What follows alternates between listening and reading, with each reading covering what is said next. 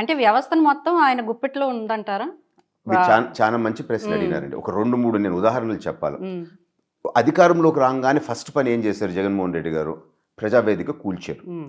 Prajavedika కూల్చిన rule ఆయన అడిగితే ఈరోజు గోదావరి అన్ని నదుల పైన సేమ్ రూల్ ఇస్ అప్లికబుల్ కదా. అవును. మీరు రాజమండ్రికి పోతే కొన్ని లక్షల కట్టడాలు ఉన్నాయి.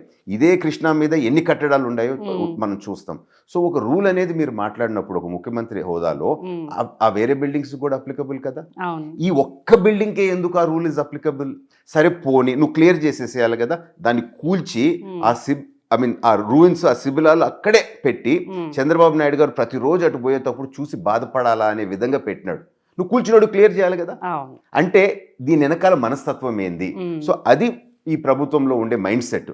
Second point, with in 1 month press మీద కొత్త జియో తీసుకొని వచ్చి ప్రెస్ని భయపెట్టినాడు. అంటే ప్రెస్ని మాట్లాడనీయకుండా ఒక భయభ్రాంతులు సృష్టించి ఆయన గ్రిప్లోకి తీసుకున్నాడు.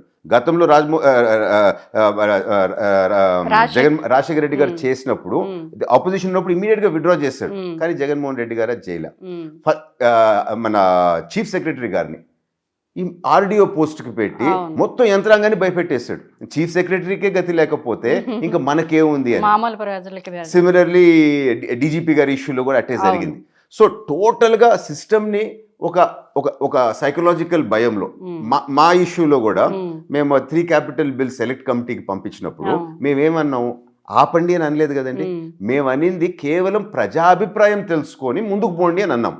దానికి మేము కౌన్సిల్ని రద్దు చేస్తాము, మీ పోస్టులన్నీ పోతాయని చెప్పి మమ్మల్ని ఏ విధంగా బెదిరించినారో చూసాము.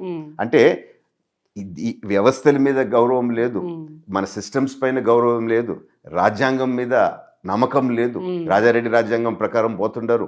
సో ఇటువంటి సినారియో ప్రజలు కూడా ఒకసారి ఆలోచించాలి. మేమేదో జగన్మోహన్ రెడ్డి గారిని అంటున్నామో లేకపోతే వైసీపీని అంటున్నామో అని కాదు. ఇటువంటి వాస్తవాలు జరిగినాయా లేదా? ఇటువంటిది కంటిన్యూ అయితే రాబోయే తరాలకి మన పిల్లలకి ఎటువంటి భవిష్యత్తు మనం ఇవ్వబోతున్నాం, ఎటువంటి సిస్టమ్ మనం ఇవ్వబోతున్నాము. ఈరోజు కొన్ని ఫెయిల్డ్ కంట్రీస్కి మన కంట్రీకి డిఫరెన్స్ ఏంది అంటే కొన్ని సిస్టమ్స్ రన్ అవుతూ ఉన్నాయి. సో ఆ సిస్టమ్స్ని కొలాప్స్ చేస్తే మనం కూడా ఏ ఆఫ్రికన్ కంట్రీనో బనానా రిపబ్లిక్ లాగానో అయిపోయేదానికి పెద్ద టైం పట్టదు. సో అందుకని మన వ్యవస్థల్ని గౌరవించటము, మన రాజ్యాంగం ప్రకారం సిస్టమ్స్ రన్ కావటం అనేది మన అందరిపైన ఉండే బాధ్యత అని చెప్పి ప్రతి ఒక్కరూ ఒకసారి ఆలోచించాలా అని చెప్పి నేను కోరుతున్నానండి. ఇక అనంతపురం తాడిపత్రి అంటే జేసీ బ్రదర్స్ రెబల్స్గా వారి పేరు వినిపిస్తూ ఉంటుంది. ఈ మధ్యకాలంలో దివాకర్ రెడ్డి గారు కాస్త వెనకబడ్డారు, ఎందుకో బయటకు కూడా ఎక్కువ రావట్లేదు. కాకపోతే రీసెంట్గా ప్రభాకర్ రెడ్డి గారు చేసిన వ్యాఖ్యలు, ఆయన ఏ వ్యాఖ్యలు చేసినా సంచలనమే, అది అందరికీ తెలిసిన విషయమే. అయితే ఈ అభ్యర్థుల జాబితాని రిలీజ్ చేయట్లేదు మా అన్న చంద్రబాబు. వైసీపీ ప్రభుత్వం ఇప్పటికే 4వ జాబితాను కూడా రిలీజ్ చేసింది, తొందరగా రిలీజ్ చేయమని ఆయన అడిగారు. దీనిపై మీరేమంటారు?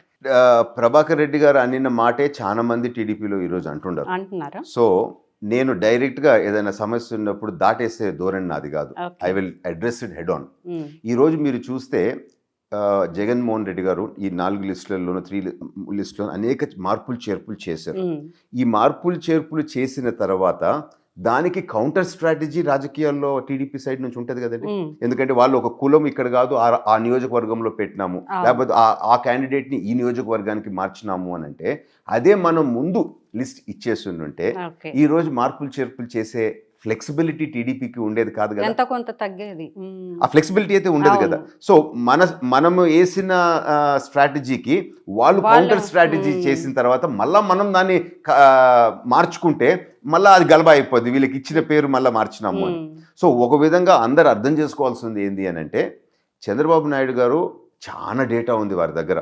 ఇప్పుడు ఒక ఎమ్మెల్యేకో ఒక ఎంపీకో ఒక సీనియర్ నాయకుడికి ఉండే ఇన్ఫర్మేషన్ కన్నా 100 రెట్లు ఎక్కువ ఇన్ఫర్మేషన్ ఉంది. సో వారు ఒక డెసిషన్ తీసుకుంటున్నారంటే చాలా ఇన్డెప్త్ నాలెడ్జ్, చాలా ఇన్డెప్త్ స్టడీ అండ్ ప్లానింగ్ తర్వాతనే తీసుకుంటారు. సో మనకి లిమిటెడ్ ఇన్ఫర్మేషన్ ఉండి అది తప్పు అని మనకు అనిపించవచ్చు, కానీ మన నాయకుడిని మనం నమ్మాలా, వారు చేసేది కరెక్ట్ అని చెప్పి కొన్ని బయట మాట్లాడేదానికి రాదు. సో ఈ విధంగా అందరూ ఆలోచించాలా అని చెప్పి తెలుగుదేశంలో ఉండే సీనియర్ నాయకులందరికీ కూడా నేను రిక్వెస్ట్ చేస్తూ ఉంటాను.